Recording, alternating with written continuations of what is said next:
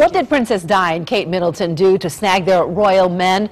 In Mary Verdick's latest novel, romance, mystery, and a touch of royalty collide in that certain summer. And this is Mary's fifth novel. She's a former teacher and editor, and author of several adult novels, short stories, and books for children. Welcome back, Mary. It's great to have you. Oh, it's lovely to be here, Jocelyn. No, Thank you for having me. Oh, you're so welcome. This is your fifth book. The fifth novel. And how did you come up with this one? I don't know. I just wanted to write something sort of light for the summer. I thought it would be a nice summer read, and my other books have been a little darker, a little more serious.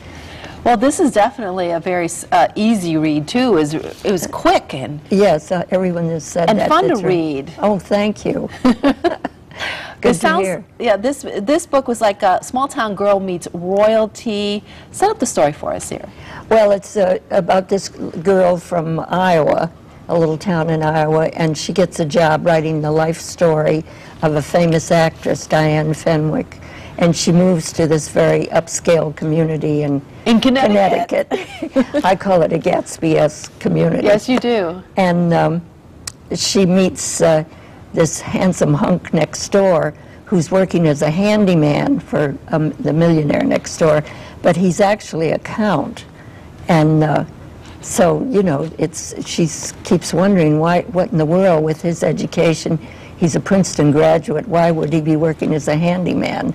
And this millionaire that he's working for is very reclusive. And it's a lot of intrigue in this book. There is. A lot of suspense. Very much so. Now, the community in which they live in, I was trying to figure out where exactly that would be in Connecticut. And I really couldn't figure it out. Could you tell me what setting that you thought perhaps, what would be the closest city or town would actually be that community where she lived? Well, I was thinking about some of those towns around Greenwich. Okay. You know, a little bit higher up than Greenwich as you go up the Willow Cross Parkway. And, but there isn't any particular town. I just really made it up in my mind. You do have some Connecticut connections in the book. You mentioned Shoreline Times. Mm-hmm. And when I heard Diane's last name, Fenwick, I thought, oh, she's sort of like Katharine Hepburn. Yes, a lot of people have mentioned that. And, of course, the Summer Theater is very similar to the Goodspeed Opera. Exactly. Uh-huh. And there were other parts, are there other areas in the book that talked about Connecticut specifically? No, I don't think so. Then you just get into the story, and as I said, it has a lot of intrigue and a lot of suspense, and it has a very surprise ending. Everyone who...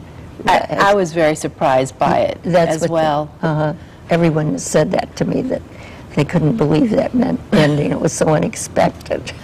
She is from Iowa, and the one thing I love about reading books is that I learn something new every time.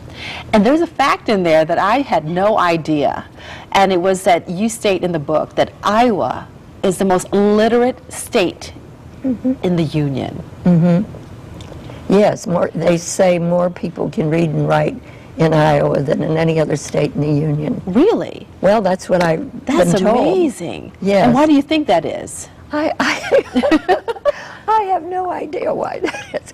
But I don't know. That's where they had the first presidential, you know, let's see who's going to run for the presidency. I don't know really why. That's right, the Iowa caucus. Yes, I guess they're very smart there in Iowa, are they? I think so. Yes, and very down to earth.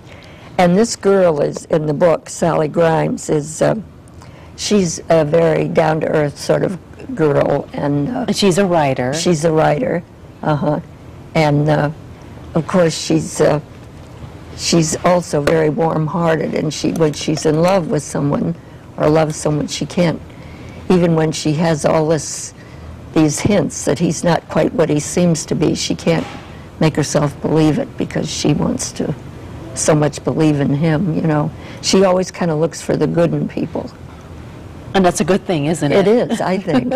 Now, you're working on your sixth book, is that right? Yes. Right now? And what is this book? What's this one about? This book is, it kind of tells two stories. It's a present-day girl who's 18 years old. She's a failed ballerina at 18. And then it's about her great aunt who's is 90. And she goes back to her story during World War II.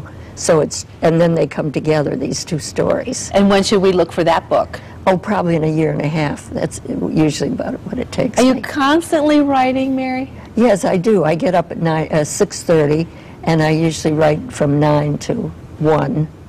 But if something else comes up, I don't let it, I'm not a slave to it. But I really enjoy writing, and I started writing novels after my husband died 9 years ago, and it really gives me something to do. Well, we're looking forward to the new book, but right now the book that we need to get is That Certain Summer. And where can people get the book? Well, you can get it at Borders, Amazon, or any of the bookstores have it, or they can order it. Excellent. Mary Verdick, thank you so much for being here. We appreciate it. It was lovely being here, Jocelyn. You're so welcome. Hope I see you again. Oh, I hope you. so too. There's more Connecticut Style coming your way after the break. Stick around.